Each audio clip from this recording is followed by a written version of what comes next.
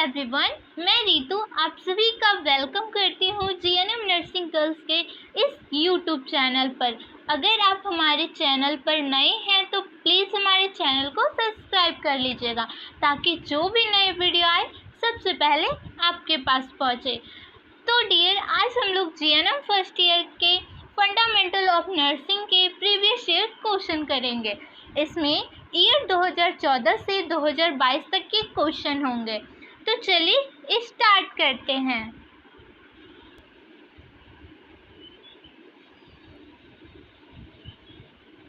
तो dear, first question है, आप सभी को इसका आंसर कमेंट में बताना है।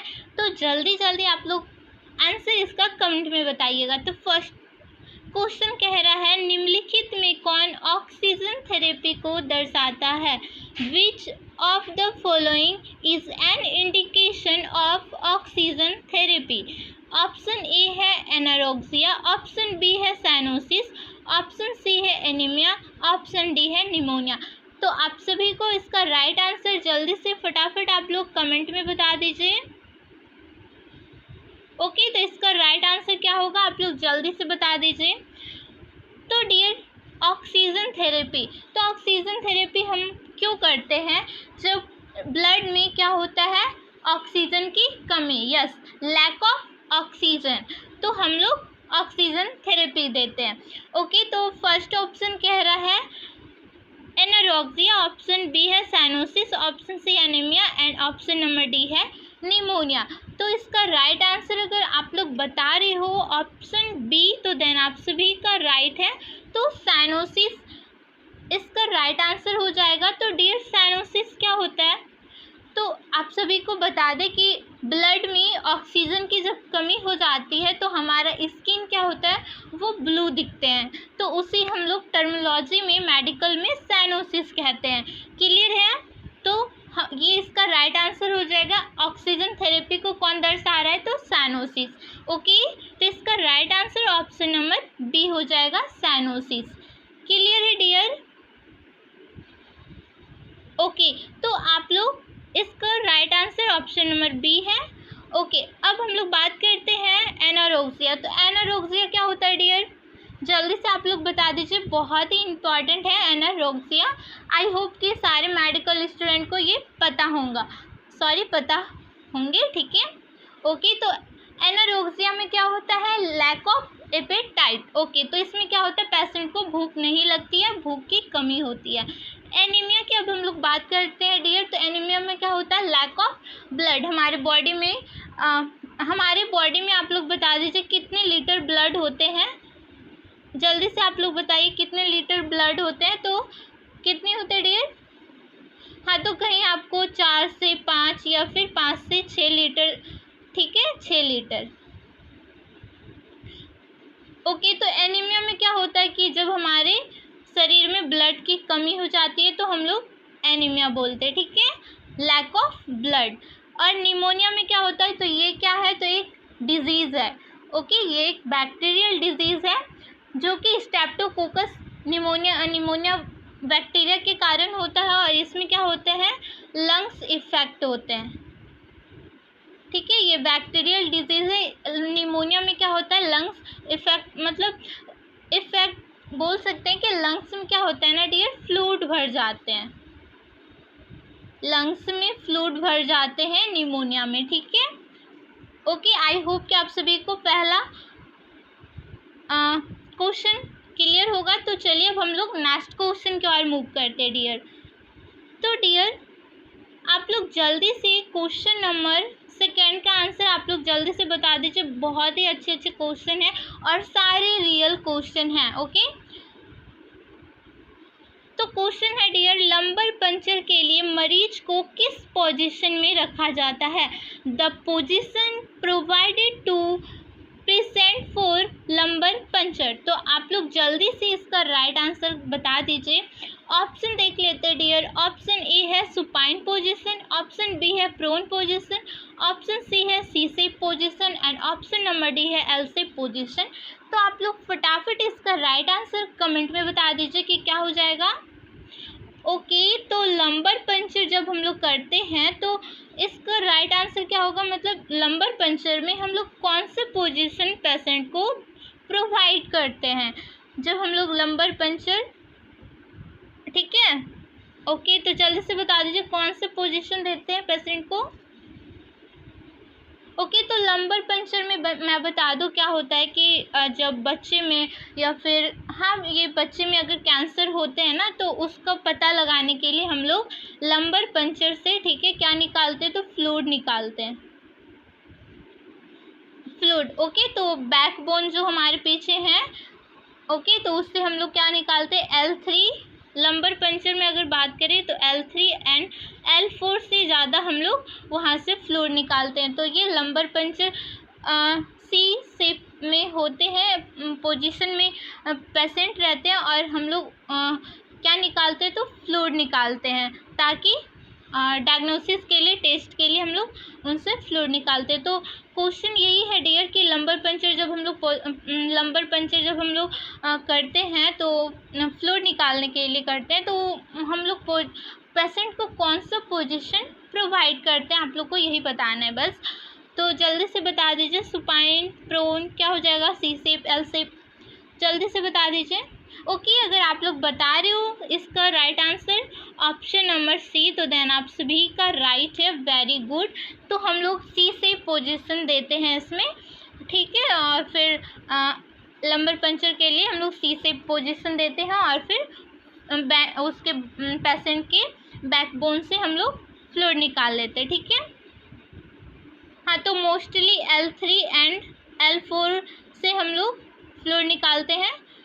ओके, तो समझ में आ गया। तो चलिए सी से पोजीशन इसका राइट हो जाएगा। डियर मैं बता दूँ कि supine and prone position, okay. तो डियर आप लोग जल्दी से बता दीजिए, supine position and prone position बहुत इंपॉर्टेंट है। तो पोजीशन हम लोग पोजीशन होता क्या है, तो ये हम लोग मरीज को सही स्थिति प्रदान करने के लिए देते हैं, ठीक है।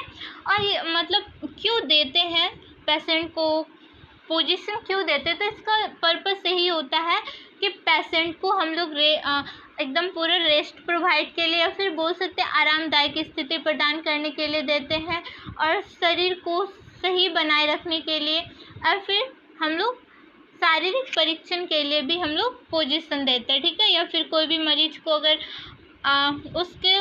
उनका ऑपरेशन हुआ है, ठीक है, बैकबोन साइड में अगर पीछे साइड में ऑपरेशन हुआ है तो उसे हम लोग किस साइड से कौन सा पोजीशन देंगे, ये सब होता है। तो सुपाइन पोजीशन की अगर हम लोग बात करें तो सुपाइन में पेशेंट अगर बोले कि सुपाइन पोजीशन पेशेंट को लेटाना है तो सुपाइन पोजीशन कैसे होगा डियर।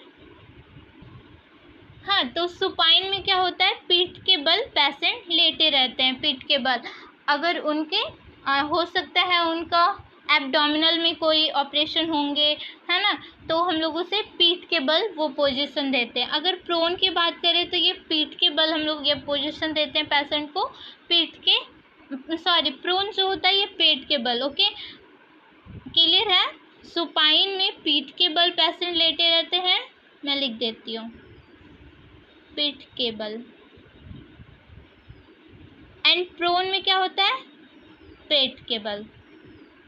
ऐसे ज़्यादा इजीली याद रहेगा आपको। चलिए अब हम लोग नेक्स्ट क्वेश्चन की ओर देखते हैं डियर। तो नेक्स्ट क्वेश्चन है, आप सभी को बताना है, क्वेश्चन नंबर 3 है, एक मिनट में 60 धड़कन से कम पल्स रेट को क्या कहते हैं, ठीक है। Pulse rate less than 60 beats, एक minute, beats per minute is called, okay. तो जल्दी से बता दीजिए इसका राइट आंसर क्या हो जाएगा।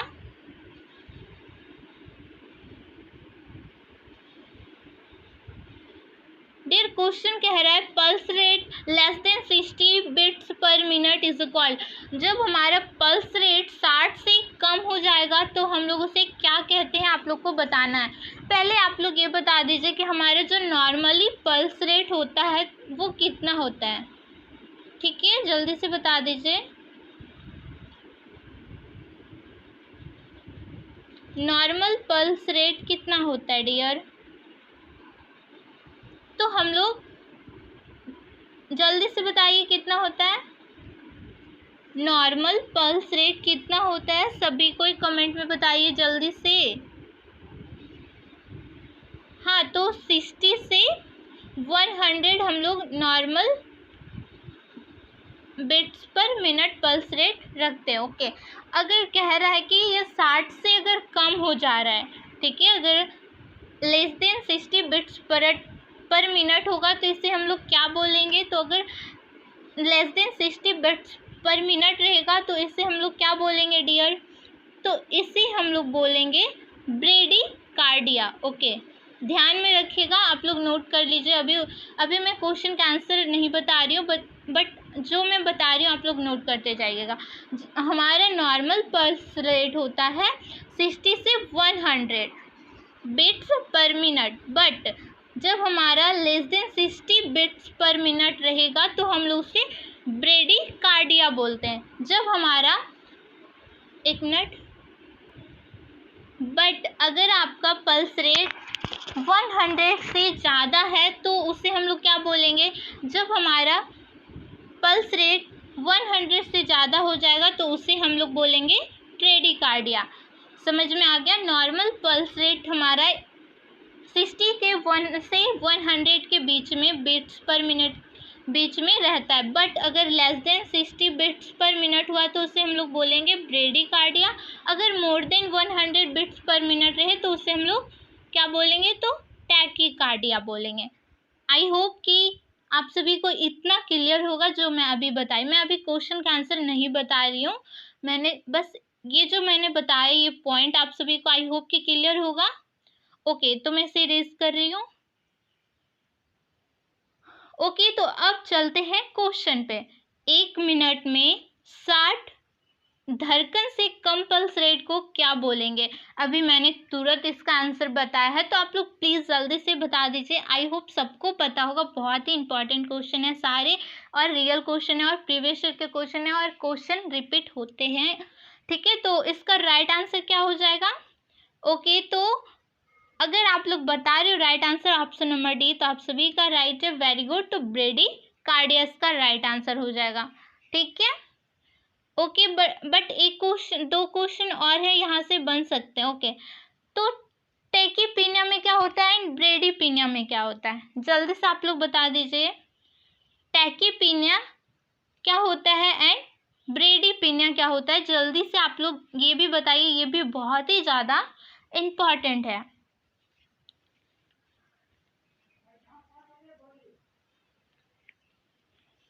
तो जल्दी जल्दी बताइए कि टैकीपीनिया में क्या होता है डियर? ओके, तो इसमें क्या होता है कि जो हमारा ब्रीथिंग रेट होता है, कितना होता है? नॉर्मल ब्रीथिंग रेट कितना होता है? हाँ, तो 12 से 16 ब्रीथ्स पर मिनट होते हैं, बट इसमें क्या होता है? 20 से ज़्यादा हो जाना, ठीक है। तो उसे हम लोग बोलेंगे, अगर हमारा किसी का भी अगर 20 से ज़्यादा ब्रीथिंग रेट आ रहा है तो वो हमारा टैकीपीनिया में चला जाएगा। बट अगर क्या होगा, जब 16 से कम होगा, ठीक है, 16 से जब कम होगा तो उसे हम लोग क्या बोलेंगे? तो ब्रेडीपीनिया बोलेंगे। ये हमारा ब्रीथिंग रेट था, ठीक है।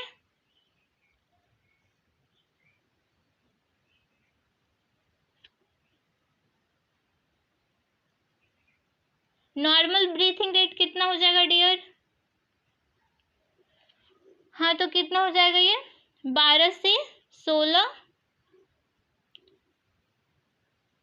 ब्रीथ्स पर मिनट। ओके, अच्छे से नहीं लिखा रहे हैं, कोई नहीं, मैं बोल दे रही हूँ, आप लोग नोट कर लीजिएगा। नॉर्मल ब्रीथिंग रेट कितना होता है? तो 12 से 16 ब्रीथ्स पर मिनट होता है। ओके, अगर बात करें टैकीपीनिया में तो इसमें क्या होगा? 20 से ज़्यादा हो जाएगा ब्रीथिंग, एंड ब्रेडीपीनिया में क्या होगा? तो 16 से कम हो जाएगा, ठीक है। आई होप कि आप सभी को क्लियर होगा।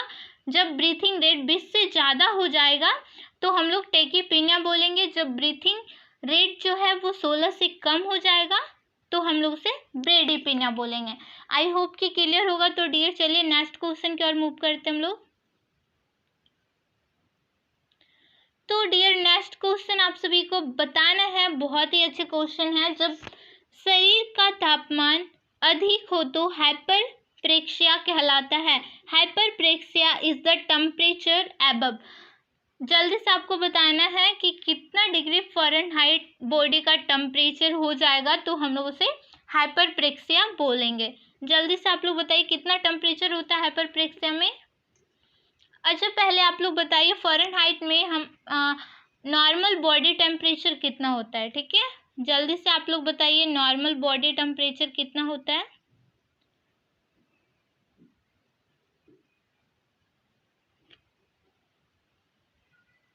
नॉर्मल बॉडी टेम्परेचर कितना होता है डियर, फ़ारेनहाइट में बताइए पहले, फ़ारेनहाइट में। Okay okay, very good. तो 98.6 डिग्री फ़ारेनहाइट होता है। क्लियर है?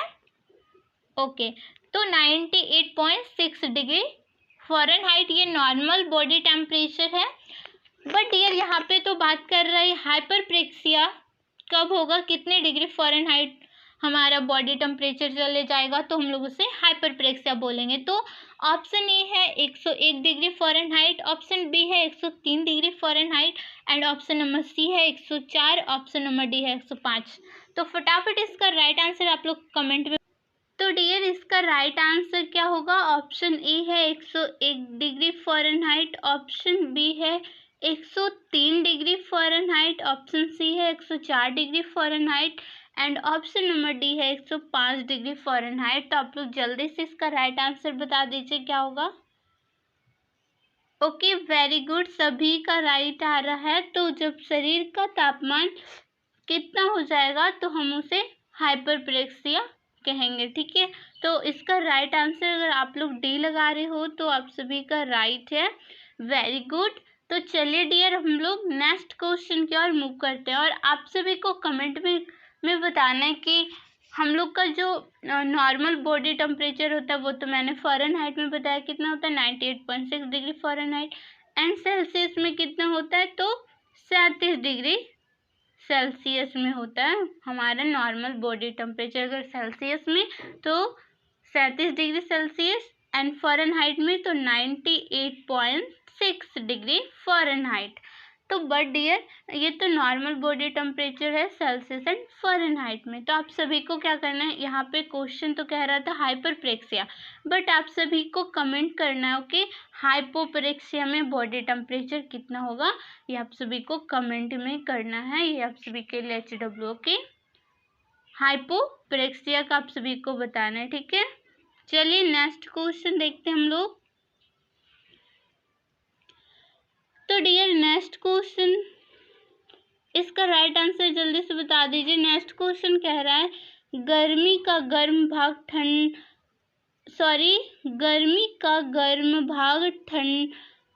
ठंडा टाइपिंग मिस्टेक है डियर, एक मिनट। तो डियर क्वेश्चन कह रहा है गर्मी का गर्म भाग ठंडे भाग की ओर जाने को क्या कहते हैं। यहाँ पे टाइपिंग मिस्टेक है तो भाग होगा डियर, गर्मी का गर्म भाग ठंडे भाग की ओर जाने को क्या कहते हैं, आप सभी को बताना है।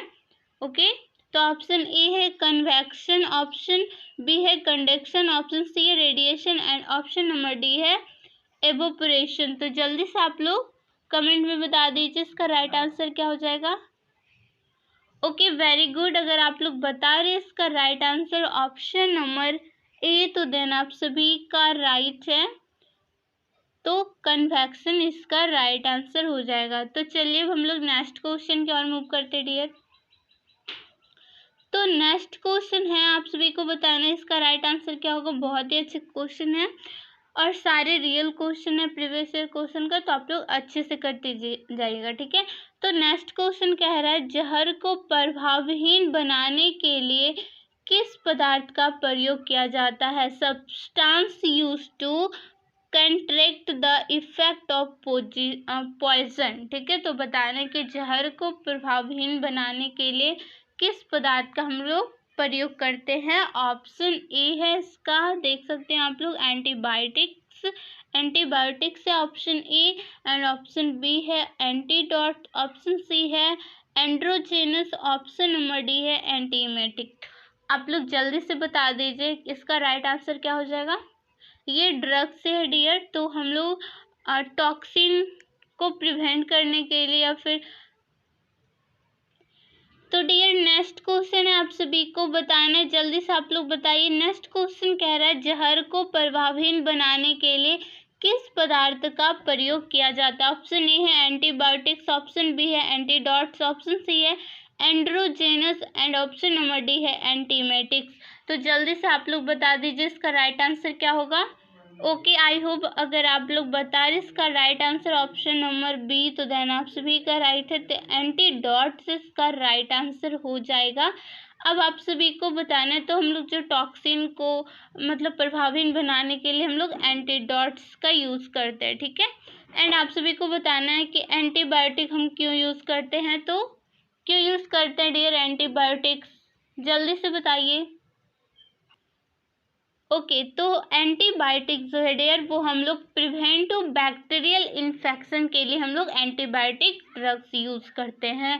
ओके, अगर हम लोग बात करें एंटी इमेटिक की, तो हम लोग प्रिवेंटिव नोजिया एंड वॉमिटिंग के प्रिवेंट के लिए हम लोग एंटीबायोटिक ड्रग का यूज़ करते हैं, preventive nausea and vomiting. Okay, तो एंड्रोजेनस क्या है, तो ये एक सेक्स हार्मोन है। ओके, तो चलिए हम लोग नेक्स्ट क्वेश्चन की ओर मूव करते हैं। आई होप कि ये क्वेश्चन क्लियर होगा। तो चलिए अब हम लोग नेक्स्ट क्वेश्चन की ओर मूव करते हैं डियर। तो नेक्स्ट क्वेश्चन है, आप सभी को बताना है, जल्दी से बताइए। ओके, तो नेक्स्ट क्वेश्चन कह रहा है निम्नलिखित में कौन पदासीन एनिमा है, ठीक है। तो बताना है which of the following is not a retained enema. तो जल्दी से बताइए। तो यहाँ पे ये नॉट को आप लोग हटा दीजिएगा, यहाँ पे कौन सा है ये आपको देखना है। तो ऑप्शन ए है न्यूट्रिएंट एनीमा, ऑप्शन बी है anaesthetic enema and option number C है oil enema and option number D है इमोलिएंट एनीमा। तो जल्दी से बताइए। ऑप्शन ए है न्यूट्रिएंट एनीमा, ऑप्शन बी है anaesthetic enema and option C है oil enema and option number D है इमोलिएंट एनीमा। तो आप लोग जल्दी से बताइए कि कौन से इसका राइट आंसर हो जाएगा। ओके, अगर आप लोग बता रहे हो ऑप्शन सी, तो देन आप सभी का राइट है, तो हम लोग ऑयल एनीमा इसका हो जाएगा राइट आंसर, ठीक है। तो आप सभी को बताना है डियर कि न्यूट्रिएंट एनीमा हम लोग क्यों प्रोवाइड करते पेशेंट को। हाँ, तो ये न्यूट्रिशन के लिए हम लोग न्यूट्रिशन प्रोवाइड के लिए हम लोग उन्हें न्यूट्रिएंट एनीमा देते हैं, ठीक है। एंड ऑयल एनीमा जो होता है वो पेशेंट में बहुत ही हार्ड स्टूल होते हैं, कॉन्स्टिपेशन होते हैं, तो उसे हम लोग ऑयल एनीमा देते हैं, ठीक है। ओके, एंड आप सभी को कमेंट में ये दोनों का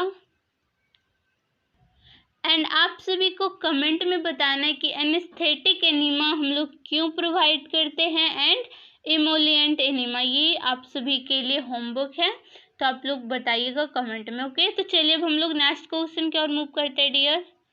तो नेक्स्ट क्वेश्चन यहाँ पे बताना है आप सभी को। क्वेश्चन है डियर कि ठीक तरफ विसंक्रमण करने के लिए ऑटोक्लेव का तापमान कितना होगा। तो हम लोग जो स्टरलाइजेशन में का जो मेथड होता है ऑटोक्लेव, तो ये बहुत ही इम्पॉर्टेंट मेथड है और ये बहुत ही यूज़ होता है ऑटोक्लेव स्टरलाइजेशन में, ठीक है। स्टरलाइजेशन जो हम लोग करते हैं तो वो ऑटोक्लेव मेथड से ज़्यादा हम लोग करते हैं ना। आप लोग देखे होंगे ऑटोक्लेव का मशीन आता है फिर उसमें, तो आपको बताना है कि इसमें कितना टेम्परेचर होना चाहिए। ऑप्शन ए है 100 डिग्री सेल्सियस, ऑप्शन बी है 121 डिग्री सेल्सियस, ऑप्शन सी है 110 degree Celsius and option number D है 90 डिग्री सेल्सियस। तो ऑटोक्लेव जो है आप सिंपल से याद रखिए, ये स्टरलाइजेशन करने के लिए एक मेथड है, इस मतलब स्टरलाइजेशन हम लोग करते हैं। ओके, तो ऑटोक्लेव के द्वारा करते हैं, तो उसमें कितना टेम्परेचर पे हम लोग ऑटोक्लेव करते हैं, तो उसका टेम्परेचर जो होता है वो फिक्स होता है। तो आप लोग जल्दी से बताइए कि कौन सा हो जाएगा ऑटोक्लेव का टेम्परेचर, तो जल्दी से बता दीजिए। ओके, वेरी गुड, अगर आप लोग बताएं इसका right answer option number B, तो देन आप सभी का राइट है। तो 121 डिग्री सेल्सियस इसका टेम्परेचर हो जाएगा। अगर हम लोग बात करें तो कितने टाइम के लिए रखते हैं, तो 15 से 20 मिनट तक। ओके, और इसका टेम्परेचर ऑटोक्लेव का कितना टेम्परेचर होता है, तो 121 डिग्री ये टेम्परेचर होता है। तो ये स्टरलाइजेशन करने का ऑटोक्लेव क्या है, तो मेथड है। ओके, तो चलिए अब हम लोग नेक्स्ट क्वेश्चन की ओर मूव करते हैं डियर। तो नेक्स्ट क्वेश्चन आप सभी को बताना है डियर। नेक्स्ट क्वेश्चन है आप सभी को बताना है कि इसका राइट आंसर क्या होगा। नेक्स्ट क्वेश्चन है इंट्राओसियोस सुई दी जाती है। ऑप्शन ए है पेरिटोनियल कैविटी, ऑप्शन बी है मसल्स, ऑप्शन सी है spinal cavity, option number D है बोन मैरो में। तो आपको जल्दी से बताना है इसका राइट आंसर क्या हो जाएगा। फटाफट आप लोग बताते जाइए। ओके, अगर आप लोग बता रहे इसका right answer option number D, then आप सभी का राइट है। तो बोन मैरो इसका राइट आंसर हो जाएगा। डियर, आप सभी को बताना है कि हम लोग मसल्स में जो कौन सा इंजेक्शन देते हैं। ओके, मसल्स में कौन सा देते हैं, IM देते हैं या IV देते हैं, कौन से इंजेक्शन देते हैं या फिर SC देते हैं। तो आप सभी को कमेंट में बताना है कि मसल्स में कौन से इंजेक्शन पड़ता है एंड इसका रूट क्या होता है, ये आप सभी को कमेंट में बताना है। ओके, तो चलिए हम लोग नेक्स्ट क्वेश्चन की ओर मूव करते हैं डियर। तो नेक्स्ट क्वेश्चन आप सभी को बताना है, नेक्स्ट क्वेश्चन है नॉर्मल टेम्परेचर पर रेक्टम। ओके, तो नॉर्मल टेम्परेचर पर रेक्टम मीन्स, तो आपको बताना है कि रेक्टम का नॉर्मल टेम्परेचर कितना होता है। तो जल्दी से आप लोग बता दीजिए। ऑप्शन ए है 98.6 डिग्री, 98.6 डिग्री। ये फ़ारेनहाइट होगा डियर, सारे फ़ारेनहाइट में, ये टाइपिंग में मिस्टेक है। ओके, तो 98.6 degree Fahrenheit, 99.8 degree Fahrenheit, option C है 99.6 डिग्री फ़ारेनहाइट। तो आप सभी को बताना है कि इसका राइट आंसर क्या हो जाएगा। ओके, तो जल्दी से आप लोग फटाफट कमेंट में बता दीजिए। तो हम लोग जो टेम्परेचर कहाँ कहाँ से लेते हैं डियर। ओके, जल्दी से बताइए। हम लोग टेम्परेचर साइट्स कौन कौन से हैं, जल्दी से आप लोग बताते जाइए कमेंट में। तो एक्जिला होता है ना, ऑरल होता है, और क्या होता है डियर। तो नॉर्मली हम लोग एक्जिला से लेते हैं। ठीक है, अगर बात करें रेक्टम की, तो रेक्टम से भी क्या होता है, यहाँ पे ना थोड़ा सा बॉडी जो होता है वो ज़्यादा होता है। तो कितना होता है, तो इसका राइट आंसर क्या हो जाएगा, तो option number C 99.6 degree Fahrenheit इसका राइट हो जाएगा। सेल्सियस नहीं है डियर। ओके, फ़ारेनहाइट में सारे वैल्यू हैं। ओके, तो इसका राइट आंसर क्या होगा, तो रेक्टम का जो नॉर्मल टेम्परेचर होगा वो 99.6 डिग्री फ़ारेनहाइट होगा। ओके, अगर हम लोग एक्जिला से लेते तो कितना आता है, 98.6 डिग्री फ़ारेनहाइट आता है, बट रेक्टम का थोड़ा सा ज़्यादा होता है टेम्परेचर। ठीक है, फिर हम लोग कहाँ कहाँ से लेते हैं, अभी मैंने बताया ना, टेम्परेचर साइट्स एक्जिला हो जाएगा डियर, ऑरल, रेक्टम, और क्या हो जाएगा, विजाइना। ठीक है, आप लोग नोट डाउन कर लीजिएगा। तो चलिए अब हम लोग नेक्स्ट क्वेश्चन की ओर मूव करते हैं डियर। तो नेक्स्ट क्वेश्चन आप सभी को बताना, ये ऑरल हाइजीन से है ये क्वेश्चन।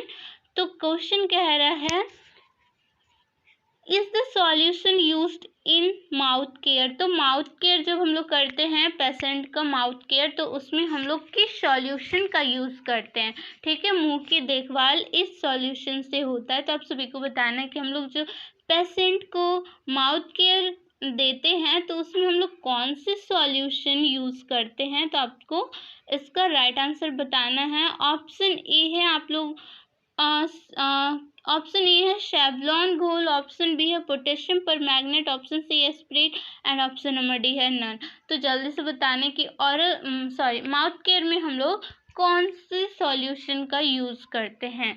ठीक है, जब हम लोग पेशेंट को माउथ केयर देते हैं, जो अनकॉन्शियस होते हैं या फिर जो अपने से नहीं कर पाते हैं, तो उन्हें हम लोग माउथ केयर देते हैं। तो हम लोग उसमें कौन से सॉल्यूशन का यूज़ करते हैं तो वो आपको बताना है।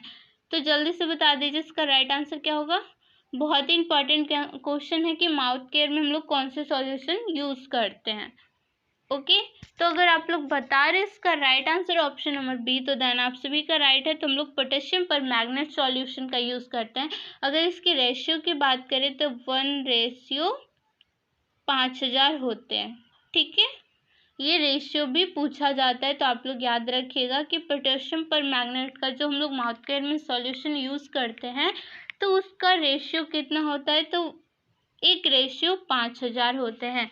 ठीक है, चलिए अब हम लोग नेक्स्ट क्वेश्चन की ओर मूव करते हैं डियर। एक मिनट। ओके, तो नेक्स्ट क्वेश्चन है, आप सभी को बताना है, जल्दी से बताइए। अल्पमूत्रता में पेशाब कितनी कमी होती है? In oliguria the urine output is less than. तो जल्दी से आप लोग बता दीजिए इसका राइट आंसर क्या हो जाएगा। ऑप्शन ए है 500 ml पर आवर्स 24 आवर्स। तो आपको बताना है क्या हो जाएगा। ऑप्शन ए होगा, बी होगा, सी होगा एंड डी होगा। तो जल्दी से बता दीजिए। तो आप लोग सबसे पहले बताइए ओलिगोयूरिया क्या होता है। ठीक है, ओलिगोयूरिया होता क्या है आप सभी को बताना है, जल्दी से बताइए। ओके, तो हम लोग अगर यूरिन की बात करते हैं तो एक नॉर्मल जो पर्सन है तो वो कितने दिन भर में कितने यूरिन पास आउट करेंगे। अगर दिन भर में बात करें तो वो अगर नॉर्मल पर्सन है, कोई उसे कोई भी डिजीज़ नहीं है, तो वो अगर अच्छे से प्रॉपर में पानी पी रहे हैं जितना पीना चाहिए तो वो कितने यूरिन पास आउट करेंगे, तो 1 से 1.5 लीटर तक वो यूरिन पास आउट करेंगे। ठीक है, बट यहाँ पे कह रहे हैं ना अल्पमूत्रता मतलब कम। ठीक है, दिन भर में वो कितनी एक से 1.5 लीटर वो यूरिन पास आउट नहीं करता है, वो कितना करता है वो आपको बताना है। तो फिर वो क्या कहलाएगा आप सभी को बताना है। ठीक है, तो वो दिन भर में कितना यूरिन पास आउट करता है, तो 500 ml। ठीक है, 24 आवर में वो 500 ml ही यूरिन पास आउट कर रहा है। तो कहाँ यहाँ 1 से 1.5 लीटर यूरिन पास आउट करना चाहिए दिन भर में। एक नॉर्मल पेशेंट को अच्छे से प्रॉपर में पानी पीने चाहिए, लिक्विड सब लेने चाहिए, बट यहाँ पे क्या है कि वो दिन भर में 500 ml ही यूरिन पास आउट कर रहा है 24 आवर में। तो उससे क्या बोलेंगे हम, तो उसे टर्मिनोलॉजी में होता है कि जिससे कम यूरिन होता है। ठीक है, तो उसे ओलिगोयूरिया कहते हैं। ओके ओके, बट एक और क्वेश्चन है डियर, तो इसका राइट आंसर ऑप्शन ए हो जाएगा। ओके, क्लियर है। तो आप सभी को नेक्स्ट बताना है, अगर कोई पेशेंट है ठीक है, वो दिन भर में 1 से 1.5 लीटर तो नॉर्मल का बताना, बट यहाँ क्या है वो 2 से 3 लीटर यूरिन पास आउट कर रहा है दिन भर में। तो ये तो बहुत ज़्यादा हो गया ना डियर। 1 से 1.5 लीटर करना था ना, बट वो क्या उसका कितना हो रहा है, तो 2 से 3 लीटर दिन भर में उसका यूरिन पास आउट हो रहा है दिन में 2 से 3 लीटर। तो ये कहीं ना तो ज़्यादा है ना, तो इसे हम लोग बोलते हैं पॉलीयूरिया। ठीक है, आप लोग याद कर लीजिएगा, पॉलीयूरिया बोलते हैं। चलिए अब हम लोग नेक्स्ट क्वेश्चन की ओर हम लोग मूव करते हैं डियर। तो नेक्स्ट क्वेश्चन है, आप सभी को बताना है। क्वेश्चन कह रहा है डिक्यूबिटस अल्सर का क्या कारण है। ऑप्शन ए है प्रेशर, ऑप्शन बी है फ्रिक्शन, ऑप्शन सी है मॉइस्चर, ऑप्शन नंबर डी है ऑल। तो जल्दी से बताना है कि प्रेशर सोर या फिर बेड सोर भी बोलते हैं। ठीक है, बेड सोर, तो बेड सोर का ही नाम है प्रेशर सोर या फिर डिक्यूबिटस अल्सर भी बोलते हैं। तो इसके कॉजेस क्या हैं वो आपको बताना। ऑप्शन ए है प्रेशर, ऑप्शन बी है फ्रिक्शन, ऑप्शन सी है मॉइस्चर, ऑप्शन नंबर डी है ऑल। तो जल्दी से बता दीजिए बेड सोर के क्या कॉजेज होते हैं। ओके, आई होप आप सभी लोग इसका right answer option number D लगा रहे होंगे। तो तो देन आप सभी का राइट है, वेरी गुड। तो चलिए अब हम लोग नेक्स्ट क्वेश्चन की ओर मूव करते हैं डियर।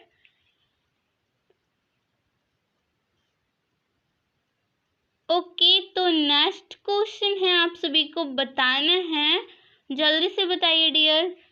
आई एम और आई वी देने के पहले चरण को किससे साफ करना? No no no, sorry dear, typing mistake है। ओके, कोई नहीं, हो जाते हैं, मिस्टेक सबसे होते हैं। तो यहाँ पे चरण नहीं, चर्म मतलब कि स्किन, ठीक है। Cleaning of the skin before giving IM and IV injection is done by. तो आप सभी को बताने कि जब हम लोग IM या फिर IV देने से पहले, ओके बिफोर है ना, ओके, तो IM एंड IV देने से पहले हम लोग स्किन को किससे क्लीन करेंगे वो आपको बताना है। तो स्किन हो जाएगा डियर आप लोग, ठीक है, यहाँ पे स्किन होगा, ठीक है। ओके, तो इसका ऑप्शन ए है सेवलॉन, ऑप्शन बी है hydrogen peroxide, option C spirit and option number D है बीटाडीन। तो जल्दी से बता दीजिए इसका राइट आंसर क्या हो जाएगा। तो हम लोग IM या फिर IV इंजेक्शन जब देते हैं तो उससे पहले हम लोग स्किन को क्लीन करना होता है, या फिर डिटॉल से करो या फिर कोई भी सॉल्यूशन।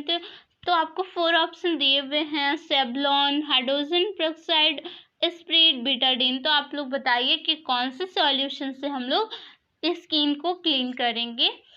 तो जल्दी से आप लोग बताइए इसका राइट आंसर क्या होगा। ओके, अगर आप लोग बता रहे हो इसका right answer option number C, तो देन आप सभी का राइट है, तो स्प्रिट हो जाएगा। अगर डिटॉल रहता है तो हम लोग डिटॉल को भी टिक आउट करते हैं। तो चलिए नेक्स्ट क्वेश्चन की ओर मूव करते हैं डियर। ओके डियर, तो आप सभी के लिए एक क्वेश्चन है कि IM कहाँ देते हैं, तो इंट्रामस्कुलर में, और IV कहाँ देते हैं, इंट्रावेनस में देते हैं, ठीक है, क्लियर है। अब आप सभी को ये दोनों का IM एंड IV जो देते हैं वो कितने डिग्री एंगल पे देते हैं वो आप सभी को कमेंट में करना है, ठीक है। ये तो मैं बता दी ना कि IM इंट्रामस्कुलर में देते हैं, IV इंट्रावेनस में देते हैं, बट आपको बताना है कि IM कितने डिग्री एंगल पे देते हैं एंड IV कितने डिग्री एंगल पे देते हैं। तो आप सभी को कमेंट में बताना है, ओके।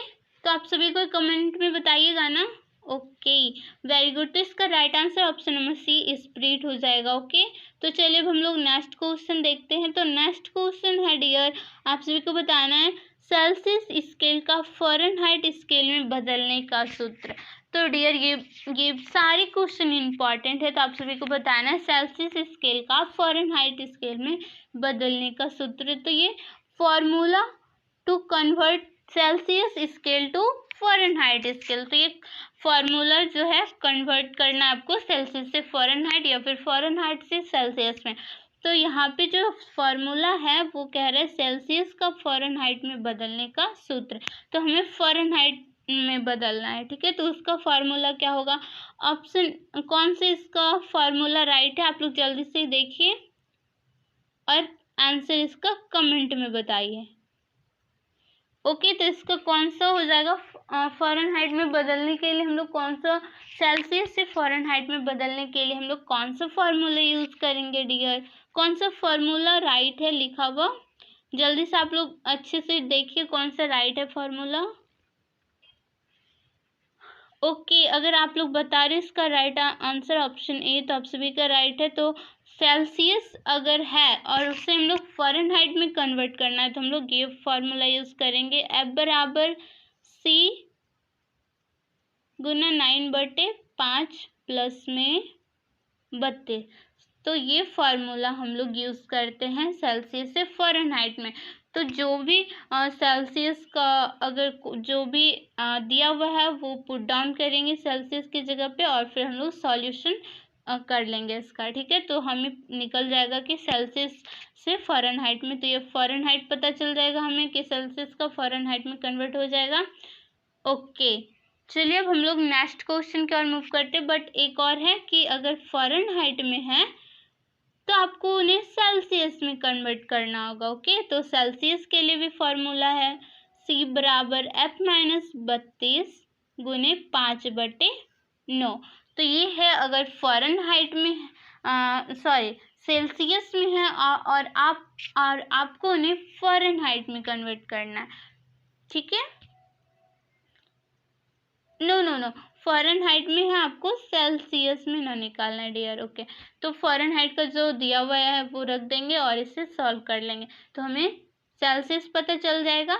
ओके, तो ये दो फार्मूला हैं, बहुत ही इंपॉर्टेंट है, आप लोग अच्छे से याद कीजिएगा, ठीक है। चलिए अब हम लोग नेक्स्ट क्वेश्चन देखते हैं। नेक्स्ट क्वेश्चन कह रहा है डियर, अस्पताल प्राप्त संक्रमण को कहते हैं hospital acquired infection is known as, ठीक है। तो हॉस्पिटल में जो इन्फेक्शन होते हैं तो उसे हम लोग क्या बोलेंगे, जल्दी से बताइए।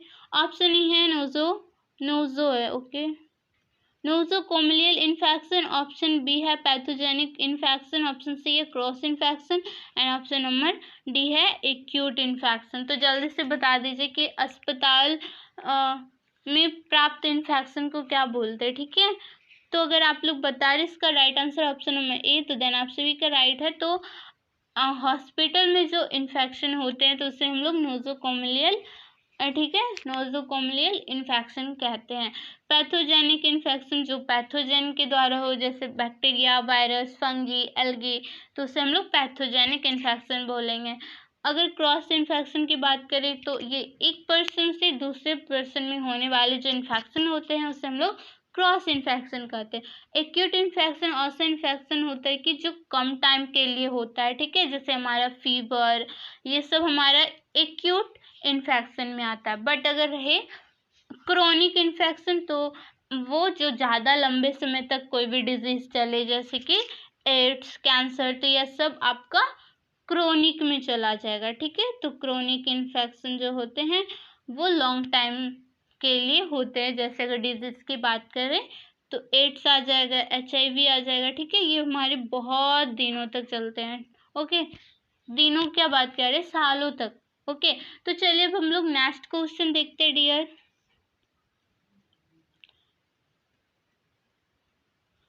तो नेक्स्ट क्वेश्चन है, आप लोग जल्दी से बता दीजिए इसका राइट आंसर क्या हो जाएगा। यांत्रिक उपकरण जो फुट ड्रॉप को रोकने में प्रयोगी होता है, the mechanical device use to prevent foot drop, ठीक है, फुट नहीं डियर, फुट होगा, सॉरी मिस्टेक्स हो गए। तो फुट ड्रॉप्स, ऑप्शन ई है bed block, okay, bed block, option B है फुट रेस्ट, ऑप्शन सी है back rest, option number D है नी रेस्ट। तो जल्दी से आप लोग बताइए इसका राइट आंसर क्या होगा। ओके, अगर आप लोग बताओ इसका right answer option number B, तो देन आप सभी का राइट है, तो फुट रेस्ट इसका राइट आंसर हो जाएगा। चलिए अब हम लोग नेक्स्ट क्वेश्चन की ओर मूव करते हैं। तो नेक्स्ट क्वेश्चन है, आप सभी को बताना है। तो डियर नेक्स्ट क्वेश्चन है, आप सभी को बताना है नो का नियम एक मिनट, नो का नियम का उपयोग का अनुमान लगाने में किया जाता है। Rule of 9 is use to estimate of the problem. तो आपको बताना है कि नो का नियम का उपयोग हम लोग किस चीज़ का अनुमान लगाने में करते हैं, ठीक है। ऑप्शन ए है ब्लीडिंग, ऑप्शन बी है बर्न, ऑप्शन सी है डिहाइड्रेशन, ऑप्शन नंबर डी है वुंड, ठीक है, घाव। तो जल्दी से आप लोग इसका राइट आंसर बता दीजिए क्या होगा। ओके, तो रूल ऑफ 9 बहुत ही इम्पॉर्टेंट है। तो इसका जो अनुमान लगाने के लिए करते हैं हम लोग, बर्न पेशेंट का अनुमान लगाने के लिए करते हैं। ओके, तो बर्न इसका राइट हो जाएगा। तो वालेक्स जो थे वो रूल ऑफ 9 के हिसाब से उन्होंने बर्न पेशेंट का कि कितना % कौन सा भाग जला है वो करके बताया था उन्होंने, ठीक है। तो ये वालेक्स ने दिए हैं रूल ऑफ 9। ओके, चलिए नेक्स्ट क्वेश्चन देखते हैं। नेक्स्ट क्वेश्चन है, आप सभी को बताना है डियर, बहुत ही अच्छा क्वेश्चन है। जीभ के नीचे रख दी जाने वाली दवा के मार्ग को क्या कहते हैं। What is the route in which medicine is given under the tongue is known as. तो बताने की टंग के अंदर जीभ, ओ नो, बहुत टाइपिंग मिस्टेक है ना डियर। तो कोई नहीं, हो जाते हैं, सबसे मिस्टेक्स होते हैं ना। तो जीभ के नीचे रख दी जाने वाली दवा के मार्ग को क्या कहते हैं? जो हम लोग जीभ के नीचे, आप लोग हाँ पोलियो का देखा होगा या फिर विटामिन ए, तो हम लोग पोलियो की बात करते हैं, या फिर होम्योपैथी का जो हम लोग ड्रॉप है ना वो कहाँ देते हैं? तो ऑरल माउथ में ही देते हैं ना। और तो कहाँ देते हैं? तो बहुत टंग पे देते हैं, बहुत बोलते हैं टंग को ऊपर करके, फिर उसके नीचे देते हैं ना। तो जीभ के नीचे बोल रहे रख दी जाने वाली दवा के मार्ग को क्या कहते हैं? तो बहुत सारे मेडिसिन के सबके अलग अलग रूट होते हैं। तो होम्योपैथी एंड बहुत सारे मेडिसिन होते हैं जो डायरेक्टली टंग पे देते हैं, बट ये इसमें क्या है, वो टंग के नीचे देने की बात कर रहे हैं, है ना। तो ऑप्शन क्या है? ऑप्शन में इसका देख लेते हैं डियर।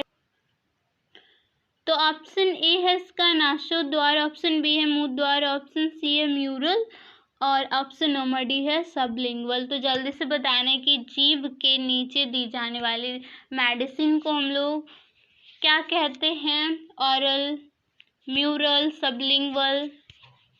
तो जल्दी से बता दीजिए। तो अगर आप लोग बता रहे इसका right answer option number D sublingual, तो देन आप सभी का राइट है। तो जीभ के नीचे दी जाने वाली दवा को हम लोग सबलिंगुअल कहते हैं, ठीक है। चलिए नेक्स्ट क्वेश्चन कहते हैं। नेक्स्ट क्वेश्चन कह रहा है आप सभी को बताना है कि फीवर, ओके, बुखार का अचानक गिरना क्या कहलाता है? Sudden fall of fever is known as, मतलब सडनली अचानक फीवर का गिर जाना क्या कहलाता है? आप लोग जल्दी से बता दीजिए।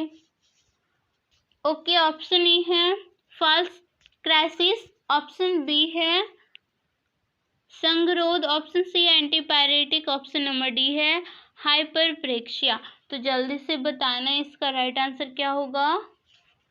ओके, तो फीवर का अचानक गिरना क्या कहलाता है डियर? तो फॉल्स क्राइसिस। ओके, तो इसका राइट आंसर ऑप्शन ए हो जाएगा।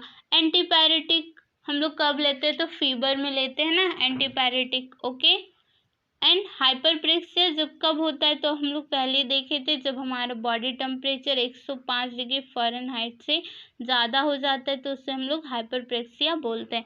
चलिए नेक्स्ट क्वेश्चन देखते हैं, और ये आज का लास्ट क्वेश्चन है, ठीक है। तो 21 क्वेश्चन थे टोटल, तो ये लास्ट है। तो कह रहे क्वेश्चन, रोगी के संक्रमित सामान को क्या कहते हैं? आपको बताना है।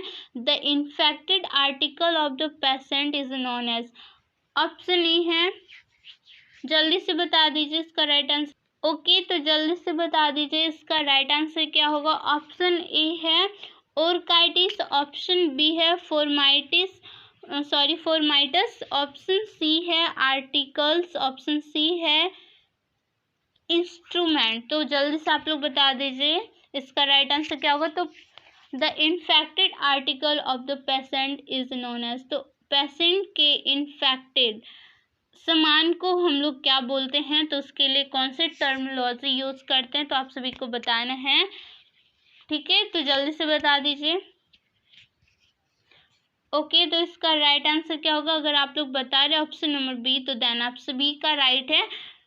तो इसका राइट आंसर हो जाएगा फोमाइटस। तो इसका फोमाइटस राइट आंसर हो जाएगा। ओके, तो पेशेंट के इन्फेक्टेड आर्टिकल को हम लोग इसके लिए टर्मिनोलॉजी जो होता है वो फोमाइटस यूज़ करते हैं। तो डियर आज का ये लास्ट क्वेश्चन था। आई होप आप लोग सारे क्वेश्चन अच्छे से किए होंगे एंड आप सभी को ये वीडियो यूज़फुल होगा। आई होप होना भी चाहिए, क्योंकि सारे प्रीवियस ईयर क्वेश्चन हैं और सारे रियल क्वेश्चन हैं। आई होप कि आप सभी को आज का क्लास अच्छा लगा होगा। तो प्लीज़ हमारे, अगर आप चैनल पर न्यू हैं तो प्लीज़ चैनल को सब्सक्राइब कर लीजिएगा एंड प्लीज़ वीडियो को लाइक कर दीजिएगा। एंड जो भी आप सभी को होमवर्क मिला है तो प्लीज़ आप लोग कमेंट कर दीजिएगा। एंड आप लोग का सबसे ज़्यादा इंपॉर्टेंट रहता है फीडबैक, तो प्लीज़ आप लोग फीडबैक दे दीजिएगा। ओके, तो फीडबैक से मुझे बहुत ही ज़्यादा मोटिवेट मिलता है। अगर आप लोग अच्छे से कमेंट करते हो तो प्लीज़ आप लोग फीडबैक तो देना मत भूलिएगा। ओके, तो साथ में आपको क्वेश्चन जो मैं होमवर्क दिया वो भी करना है एंड फीडबैक तो बहुत ही नेसेसरी है। तो आप लोग फीडबैक बहुत जितना हो सके फीडबैक में जो भी अगर लग रहा होगा तो आप लोग लिख दीजिएगा, ठीक है। तो मिलते हैं नेक्स्ट वीडियो में, तब तक के लिए bye bye and take care.